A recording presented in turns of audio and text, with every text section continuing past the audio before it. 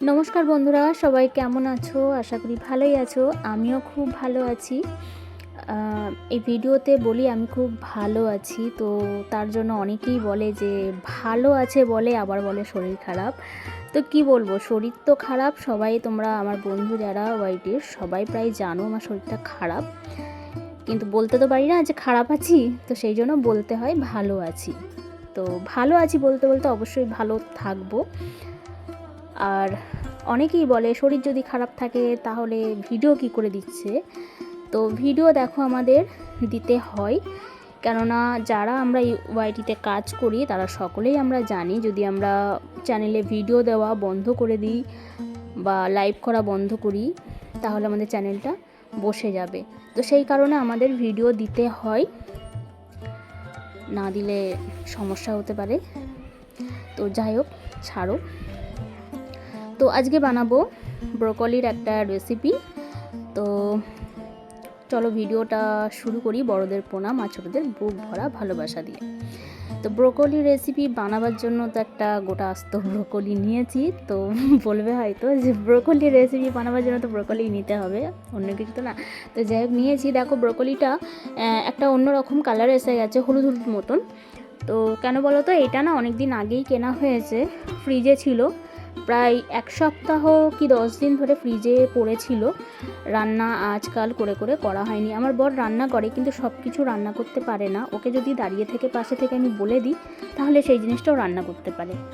তো এতদিন শরীরটা একটু বেশি খারাপ ছিল, সেই জন্য বলতে পারিনি বা ও করতে পারিনি। এখন একটু ভালো আছি, সেই জন্য আজকে বলে দিচ্ছি আর ও করে দিচ্ছে রান্নাটা। আমি একটু বসে বসে সাহায্য করছি, বাদবাকিটা ও অফ ক্যামেরায়। ও ক্যামেরার সামনে আসতে একটু লজ্জা পায়, ভালো লাগে না ওর।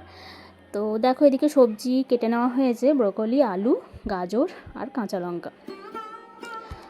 তা ধুয়েছে সবজিগুলোকে একসঙ্গে একটা গামলায় করে ধুয়ে নিয়েছে, আলাদা আলাদা আর করেনি। আর আমাকে বলছিল আলাদা করার কথা, তো আমি বললাম থাক, এইভাবেই দেখানো তো হয়েছে একবার। তো যাই হোক, এবার দেখো নিয়ে নেওয়া হয়েছে কিছুটা কড়াইশুঁটি, আর এখানে আদাটাকে গ্রেট করে নেওয়া হয়েছে। এখন আদা থেতো বা গ্রেট করে এরকমভাবেই রান্না করা হয়, কেননা ও একটা পুরুষ মানুষ হয়ে তো শিলে মশলা টশলা অত করতে পারে না। অনেকেই করে কিন্তু ও পারে না, সেই জন্য এরকম থেতো করে নেয় বা গ্রেট করে নেয়। তো রান্নাটা করার জন্য দেখো গ্যাসের উপর কড়াই বসিয়ে দেওয়া হয়েছে, তেল দেওয়া হয়েছে। তেলটা গরম হয়ে যেতে গোটা গরম মশলা, শুকনো লঙ্কা, তেজপাতা আর একটু জিরে ফোড়ন দেওয়া হলো। তো ফোড়নটাকে একটু হালকা করে ভেজে নিতে হবে, পোড়ালে চলবে না। তো হালকা করে ভেজে নিয়ে এবার সবজিগুলো দিয়ে দেবো এই তেলের মধ্যে। তো আমি পাশে থেকে দিয়ে দিচ্ছি। আর রান্নাটা ওই করছে, ওর হাত দেখে তোমরা সবাই বুঝতে পারছো। তো আমার পুরনো বন্ধুরা তো আছোই আমাকে সাপোর্ট করার জন্য, ভালোবাসা দেওয়ার জন্য। তোমাদের এত এত ভালোবাসা, সাপোর্ট, আশীর্বাদেই আমি এত দূরে পৌঁছেছি। তোমাদেরকেও অসংখ্য ধন্যবাদ, অনেক অনেক ভালোবাসা। এইভাবে পাশে থেকো, সাথে থেকো।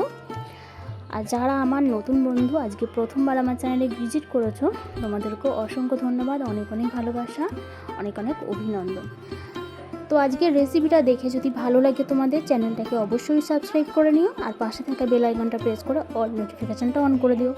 তাহলে আমার নতুন নতুন ভিডিও সবার আগে তোমার কাছে পৌঁছে যাবে। তো এখন বেশি কথা বলতেও হাঁপিয়ে যাই। তো যাই হোক, দেখো তোমাদের সঙ্গে কথা বলতে বলতে সবজিগুলো আমি সব একসঙ্গেই দিয়ে দিয়েছি। দিয়ে দিলাম অল্প একটু ক্যাপসিকাম। তো সবজিগুলোকে সব একসঙ্গেই দিয়ে ভেজে নেওয়া হয়েছে প্রথমে হালকা করে, তারপরে দিয়েছি অল্প একটু ক্যাপসিকাম আর টমেটো। তো টমেটো দিয়ে আবার একটু নাড়াচাড়া করে দিয়ে দিলাম পরিমাণ মতো নুন। নুনটা কিন্তু অবশ্যই একটু পরিমাণটা দেখে দিতে হবে, কেননা নুন কম হলে তবু ঠিক আছে, নিয়ে খাওয়া যায়, বেশি হলে কিন্তু রান্নাটা পুরো একদম নষ্ট হয়ে যায়। তো যাই হোক দিয়ে দিয়েছি। তারপর দেখো দিয়ে দিলাম কড়াইশুঁটিটাও আমি এরকমভাবেই দিয়ে দিই, তাহলে কড়াইশুঁটি যে একটা কাঁচা গন্ধ অনেকেই পছন্দ করে না, সেই গন্ধটাও চলে যায় ভাজতে ভাজতে। তো দেখো সবকটা সবজিগুলোকে একটু ভালো করে নাড়াচাড়া করে নিয়ে গ্যাসের ফ্লেমটা একদম লো করে দিয়ে একটু ঢাকা চাপা দিয়ে রাখা হয়েছে মিনিট খানিকের জন্য। তারপর আবার ঢাকা খুলে চলে এসেছি। দেখো সবজিগুলো থেকে একটু জল বেরিয়েছে, ভাজা প্রায় হয়ে গেছে। এরকম ভাজতে ভাজতেই সবজিগুলো বেশিরভাগ সিদ্ধ হয়ে যাচ্ছে। তো এবার দিয়ে দেবো আদা বাটা, মানে গ্রেট করে রাখা আদা। তোমরা অবশ্যই বাটা ব্যবহার করতে পারো বা এরকম গ্রেট করেও কিন্তু খারাপ লাগে না। এটাও অনেকটা বাটা মতনই, কিন্তু একটু একটু গালে পড়ে। বাটা যেরকম একদম পেস্ট পুরো মিশে যায়, কিন্তু গ্রেট করে দিলে একটু গালে দানা দানা পড়ে। তো এটাও খারাপ লাগে না, আদার গন্ধ বেশ ভালোই লাগে আমার। তো আদাটাকে দিয়ে একটু ভালো করে কষিয়ে নেওয়া হবে। সবজি থেকে দেখো কতটা জল ছেড়েছে। তো এইভাবে ভাজতে ভাজতেই সবজিগুলো প্রায় 50% সিদ্ধ হয়ে গেছে। তো তারপর দিয়ে দেওয়া হলো হলুদ গুঁড়ো,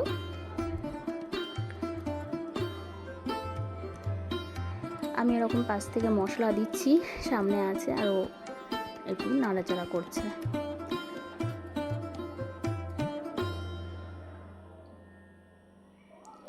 খুবই সাহায্য করে, খুব সাপোর্ট করে আমার বর, আমি বরই বলি।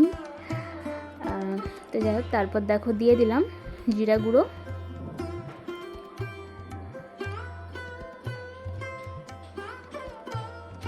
তো এইভাবে একটা করে মশলা দিতে থাকছি আর ও নাড়াচাড়া করতে থাকছে। এরকমভাবে ব্রোকলির রেসিপি যদি করে খাও খুবই ভালো লাগে, দারুণ লাগে। অনেকে পছন্দ করে না, কিন্তু এইভাবে রান্না করলে আমার মনে হয় ভালোই লাগবে। আমার তো ভালো লাগে, আমার বড় পছন্দ করতো না এই সবজিটা, বা আমারও ভালো লাগতো না, একটু তেতো তেতো লাগতো। কিন্তু এইভাবে রান্না করলে দেখেছি কোনো তেতো ভাব নেই, একদম খুবই সুন্দর। ভাত, রুটি, লুচি, পরোটা সব কিছুর সঙ্গে বেশ ভালো লাগে। তো তারপর দিয়ে দিলাম দেখো ধনিয়া গুঁড়ো আর কাশ্মীরি লঙ্কার গুঁড়ো।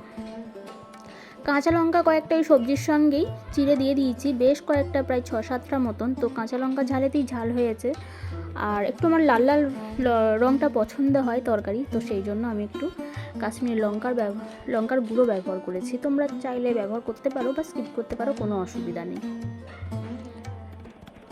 তো মশলাগুলো দিয়ে একটু ভালোভাবে কষিয়ে নেওয়া হচ্ছে। জল দেওয়া হয়নি, কারণ সবজি থেকে তো অনেকটাই জল বেরিয়েছে। তো আমার বরকে দেখো খুন্তি দিয়ে সবজিগুলোকে ভেঙে ভেঙে দিচ্ছে, ওকে মানা করছি যে এরকম করো না, পুরো ভেঙে যাচ্ছে সবজিগুলো, কিন্তু তাও ঘেটে ঘেটে দিচ্ছে। তো যাই হোক, সবজিগুলো প্রায় আমার কষানো হয়ে গেছে।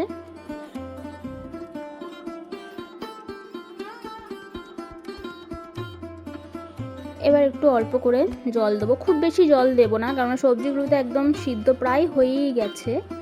তো তার জন্য একদম সামান্য জল দেবো, যেটুকু একটু কাঁচা ভাব আছে এটাই সিদ্ধ হয়ে যাবে। আর তরকারিটা একটু শুকনো শুকনো হবে, ঝোল হবে না।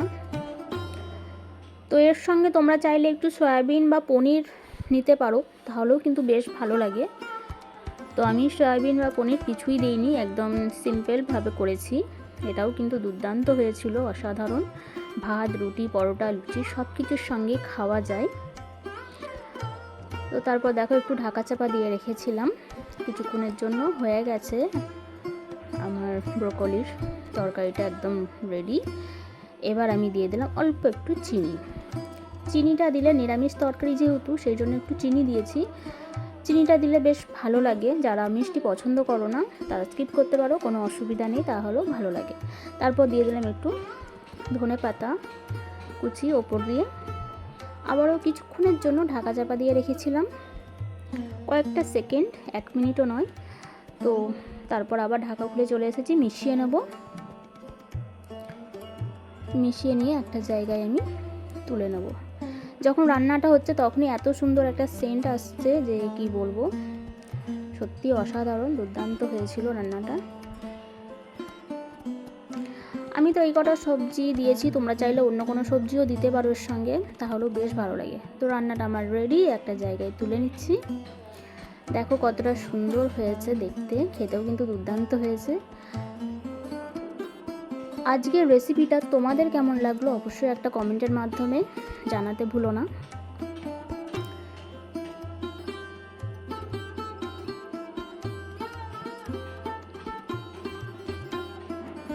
একদম শুকনো শুকনো, দারুণ। তো এতক্ষণ ধৈর্য সহকারে আমার ভিডিওটা দেখার জন্য সকলকে অসংখ্য ধন্যবাদ, অনেক অনেক ভালোবাসা। এইভাবে পাশে থেকো, সাথে থেকো। দেখা হচ্ছে পরের একটা ভিডিওর সঙ্গে। ততক্ষণ সবাই তোমরা খুব খুব ভালো থেকো, সুস্থ থেকো। টাটা।